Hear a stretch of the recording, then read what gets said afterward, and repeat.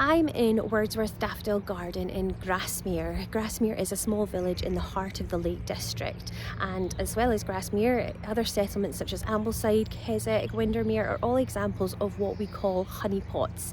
Now, honeypots are areas that are particularly popular with tourists, and many people flock to them every single year, similar to bees around honey. Obviously that's where they get their names for. Now, the problem with that is that these settlements can't quite often deal with that number of tourists. There's such a high volume of tourists visiting these areas, and they are generally just small settlements. Grasmere in particular is very small, very narrow roads, very limited parking, so when high volume of people come to this area, particularly by car, it can cause all sorts of problems. The village itself becomes completely overrun with people, and that can be a real problem for local residents who are just trying to go about their daily business. And it can also be a problem if the emergency services are needed.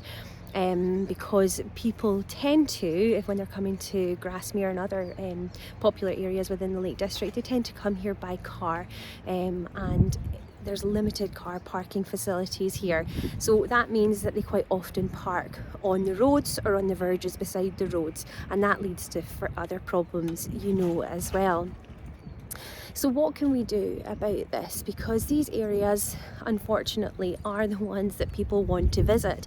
So national park rangers will try to divert people to other larger settlements, maybe in areas that are better able to cope with high volumes of tourists, and the rangers will certainly do their best to do that. There'll be quite a lot of signposts as well, that divert people to different places or advertise places of interest, and again, these are most likely going to be in areas that are better able to cope with high numbers of people. But ultimately, there's probably not a huge amount that can be done about these things, because most people, if they're coming to the Lake District, they actually want to come to these villages. They want to visit Grasmere, they want to visit Ambleside and Windermere, and there's a lot of opportunities for them while they're there. However, it's just another example of how tourists conflict with local residents.